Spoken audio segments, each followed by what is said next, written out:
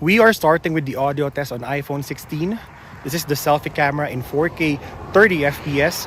We're switching to the cinematic mode. This is the cinematic mode. You can see background blur. Again, selfie camera in 4K 30 FPS. This phone has dual camera setup, 48 megapixel main and 12 megapixel ultra wide. And this is the audio test and selfie video recording test of iPhone 16 Pro or Pro Max. Again, in 4K 30 FPS. Let's switch to the portrait video or cinematic. And this is the cinematic mode. Can you see any difference? This is triple camera setup, 48 megapixel main, 48 megapixel ultra wide, and 12 megapixel telephoto.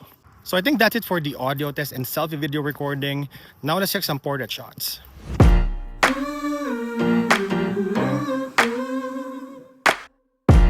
Let's start with the widest field of view, and what I like about iPhones are they're pretty consistent regardless of the flagship model, from the regular to the Pro version, and sometimes resembling even last year's model.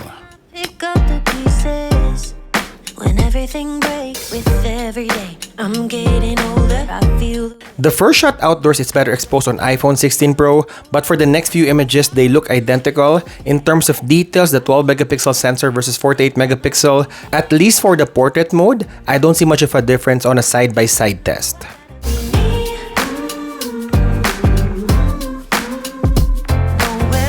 Now going for 2x or the main sensor, both of them has 48 megapixel sensor. Again, the only difference is the skin tone. It is whiter on the Pro version. The regular iPhone 16 is natural looking tone, which some people might like.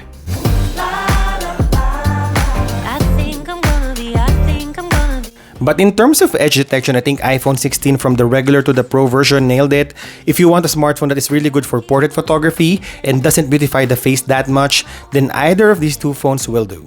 Getting older, I feel the weight upon my shoulders. I'm strong enough, I'll rise above. It's all gonna be okay.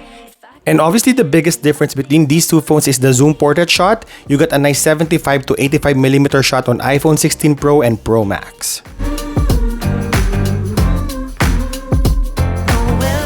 On 5X, the distortion on the face is gone, and you would also see a lot of details on the face, which is pretty good addition for a third focal length.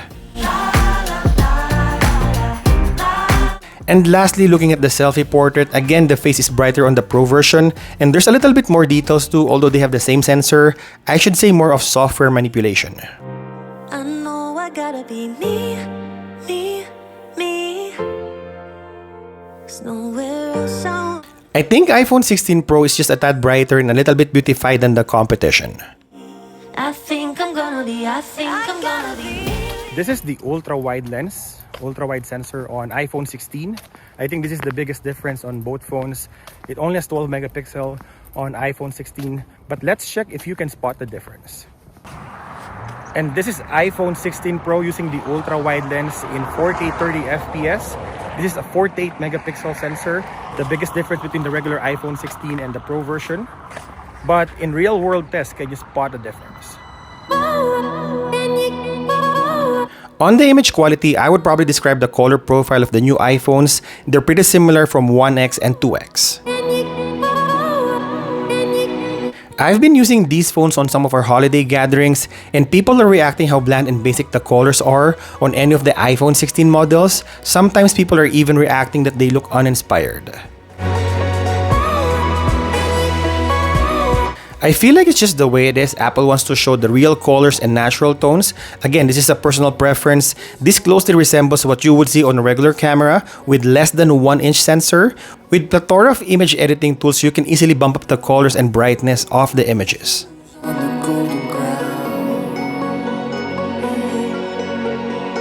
And I think the biggest difference of the image quality is you have better zoom on iPhone 16 Pro with 5X, and going digitally you can go as far as 25X.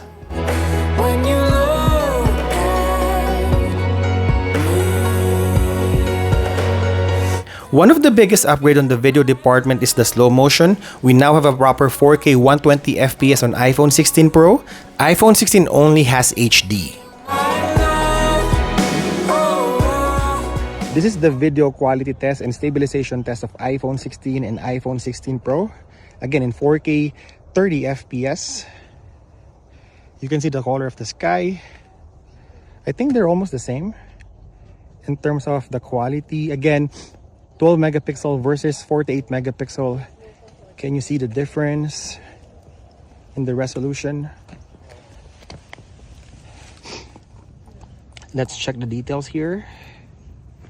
I think they're almost the same. We're doing the video stabilization test. And we're switching to the main sensor. So this is the main sensor. We're not using an external microphone, so my voice will change because of the spatial audio. So just a heads up. And again, exposure and flaring are almost the same for both phones. Again, video stabilization test. We also have the 2x digital crop on both phones. This is the lossless zoom. And in terms of quality, details, and white balance, again, they're almost the same. I don't see any difference at all. Even the color of the sky. But the main difference is the 5x optical zoom on iPhone 16 Pro. We can do 5x on iPhone 16, but the details will be different. Again, switching back to 1x. Which phone do you think is better? Late night, feels like I'm all alone. Okay, I think it's not about the portrait mode or the colors of the images. I think the biggest difference on the image quality is the night mode. You would even hear that Apple is bragging this on their events that the Pro model is X amount brighter than the competition. I think this is also comparable with the regular iPhone 16 since they don't have the same aperture ring. For hours on and on, about nothing at all. Sure, on some low light shot with enough light, you would still see better exposed photos on both phones, maybe a little bit brighter on iPhone 16, but I think the biggest difference here is the pitch black condition. The new iPhone 16 Pro can gather more light than the regular version. It's medicine, it's night, it eats my pain, 'cause girl, it's healing, you're my man. On the Pro version, both the ultra-wide and the main sensor, it wouldn't switch to night shot right away even at nighttime, so you would notice that some of the wider shots on the Pro version is just a tad darker than the regular iPhone 16. Inside comes alive. This is the low-light video recording test starting with iPhone 16 in 4K 30 FPS. Look at the wall here. It's handling low-light really good. There's only a difference of OIS from the iPhone 16 Pro. Now let's check the Pro version. And this is iPhone 16 Pro or even Pro Max. They have the same sensor in 4K 30 FPS. Again, another 360. Again, same exposure and colors as the iPhone 16. This phone has OIS, so I'm not sure if there's something to do with the stabilization of this phone. Now let's check the rear cameras. And lastly, the low light video test using the rear cameras, all in 4K 30 FPS. And we're starting with the ultra wide lens. By the way, I'm using an external microphone because of the spatial audio. My voice will change depending on the lens that I'm using. So this will balance it out. So for the ultra wide lens, look at the sky and the flaring. It has that perfect flare on the lights. I think both of them are almost the same. Let's check the video stabilization really quick. Now we're switching to 1x or the main sensor. And this is probably the best lens for low light condition. Again, same flaring, same sharpness, same colors and white balance. Again, stabilization test. Both phones also has the 2x digital crop, lossless crop.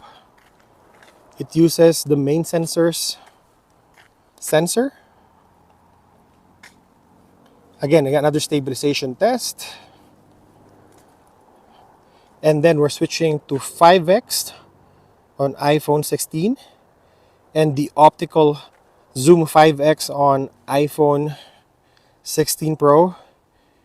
And you can see the video difference, the quality, the sharpness, and the details, even the noise. So much better on the Pro version. This is the biggest difference on both phones in low light condition. Again, stabilization test. And then iPhone 16 can go as 6x, and 16 Pro and Pro Max can go as far as 15x.